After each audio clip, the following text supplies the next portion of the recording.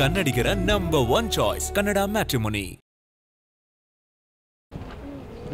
ನಿನ್ನೆ ಮಧ್ಯಾಹ್ನ ಸುಮಾರು 12:45ಗೆ ನಮ್ಮ ಅಣ್ಣ ಚೊಪ್ಲಿನ ಹಾಕ್ಕೊಂಡು ಸರ್ಕಲ್ಗೆ ಹೋಗಿ ಕಬ್ಬಿನ ಜ್ಯೂಸು ತೊಗೊಂಬಂದಿದ್ದಾನೆ.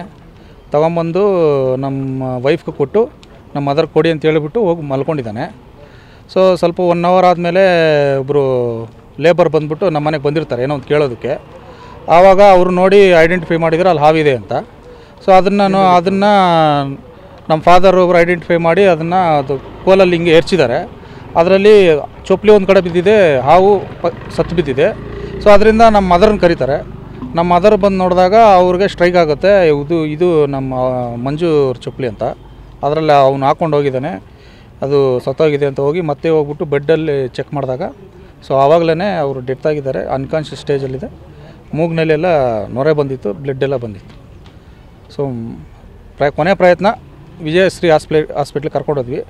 ಅಲ್ಲಿನೂ ಕನ್ನಡ ಮ್ಯಾಟ್ರಿಮೋನಿಯಲ್ಲಿ ಹೇರಾಳವಾದ ಚಾಯ್ಸ್ ಇದೆ. ಲಕ್ಷಾಂತರ ಜನರಿಗೆ ನಮ್ಮ ಕನ್ನಡ ಮ್ಯಾಟ್ರಿಮೋನಿ ಮೂಲಕ ಮದುವೆ ಆಗಿದೆ. ಇದಕ್ಕಿಂತ ಬೇರೇನ್ ಬೇಕು? ಕನ್ನಡಿಗರ ನಂಬರ್ 1 ಚಾಯ್ಸ್ ಕನ್ನಡ ಮ್ಯಾಟ್ರಿಮೋನಿ.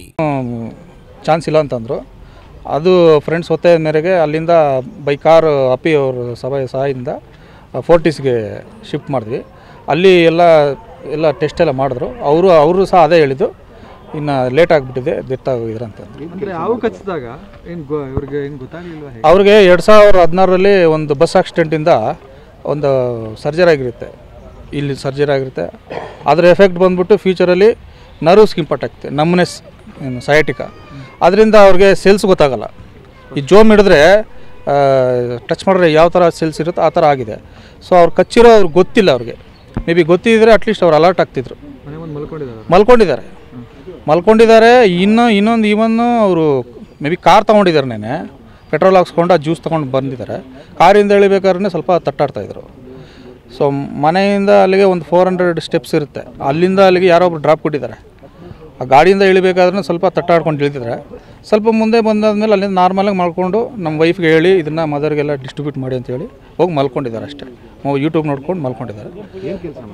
ಅವರು TCS ಅಲ್ಲಿ ಸಾಫ್ಟ್ವೇರ್ ಮೊನ್ನೆ ಹೋಗಿ ಲೇಟ್ ನೈಟ್ ಬಂದು ಆ್ಯಕ್ಚುಲಿ ನೆನ್ನೆ ಲೀವ್ ತೊಗೊಂಡು ಆ ಲೀವ್ದು ಸಂಡೇ ಮಾಡೋಕ್ಕೆ ಅವರು ಪೋಸ್ಟ್ಪೋನ್ ಮಾಡ್ಕೊಂಡು. ಈಗ ಸಾಕಷ್ಟು ಜನ ಮಕ್ಕಳಾಗಿರಲಿ ದೊಡ್ಡವರಾಗಿರಲಿ ಚಪ್ಪಲಿ ಶೂನಲ್ಲಿ ಏನು ಗಮನಿಸಲು ಹಾಕ್ಕೊಂಡು ಹೋಗ್ಬಿಡ್ತಾರೆ. ಈ ಒಂದು ಘಟನೆಯಿಂದ ನೀವು ಜನಕ್ಕೆ ಏನು ಹೇಳಕ್ಕೆ ಇಷ್ಟಪಡ್ತೀರಿ? ಅಂದರೆ ಎಚ್ಚರಿಕೆಯಿಂದ ಇರಿ ಅಂತೇಳಿ. ಬೇರೆ ಮನೇಲಿ ಆಗೋದು ಬೇಡ.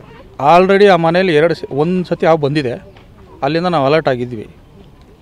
ಅಗೇನ್ ನಮ್ಮ ಬ್ರದರು ಪ್ರತಿದಿನ ಅದನ್ನು ಟೆಸ್ಟ್ ಮಾಡ್ತಾರೆ, ಒದರ್ಸೋದು ಅದೆಲ್ಲ ಮಾಡ್ತಾರೆ. ಅಲ್ಲಿ ಅವೇರ್ನೆಸ್ ಇದೆ, ಹುಷಾರು ಎಲ್ಲ ನೀಟಾಗಿ ಇಟ್ಕೊಳ್ಳಿ, ಪಾಟಲ್ಲಿ ಇಟ್ಕೊಬಾರ್ದು, ಎಲ್ಲ ಗಲೀಜಿದೆ, ಅದನ್ನು ಡಿಸಿಪ್ಲಿನ್ ಮೇಂಟೈನ್ ಮಾಡಿ ಸ್ಟ್ರಿಕ್ಟಾಗಿ ಅವ್ರು ಫಾಲೋ ಮಾಡ್ತಾಯಿದ್ದಾರೆ. ಆದ್ರೂ ಆವತ್ತು ಯಾಮಾರಿದ್ದಾರೆ.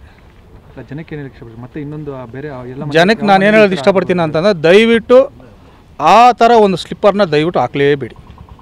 ನನ್ನ ಕಡೆಯಿಂದ ಒಂದು ರಿಕ್ವೆಸ್ಟ್. ಅದು ಯಾರಿಗೂ ಯೂಸ್ ಇಲ್ಲ. ಅದು ಹೆಂಗಂದರೆ ವಿಷ ಜೀವಿಗಳಿಗೆ ಅದೊಂಥರ ಮನೆ ಇದ್ದಂಗೆ. ಅದು ಸೇಫ್ಟಿ ಚೆನ್ನಾಗಿದೆ. ಅದು ದಯವಿಟ್ಟು ಆ ಚಪ್ಪಲಿ ಯಾರು ಎಂಕರೇಜ್ ಮಾಡಬೇಡಿ, ಹಾಕಲೇಬಾರ್ದು. ಮನೆಯಿಂದ ಹೊರಗಡೆ ಹೋಗ್ಬೇಕಾದ್ರೆ ಚಪ್ಪಲಿ ಶೂ ನೋಡಿ ಹಾಕ್ಕೊಂಡು ನೋಡಬೇಕು. ಇನ್ನೊಂದು ಆ ಥರ ಗೂಡು ಥರ ಇರೋ ಮುಂದೆ ಎಲ್ಲ ಫುಲ್ ಕವರ್ ಆಗಿರುತ್ತದು, ಏನು ಗೊತ್ತಾಗಲ್ಲ. ಸೊ ನನ್ನೊಂದು ರಿಕ್ವೆಸ್ಟು, ಅದನ್ನು ಎಂಕರೇಜ್ಮೆಂಟೇ ಮಾಡಲೇಬೇಕು. ಕನ್ನಡಿಗರ ನಂಬರ್ 1 ಚಾಯ್ಸ್ ಕನ್ನಡ ಮ್ಯಾಟ್ರಿಮೋನಿ.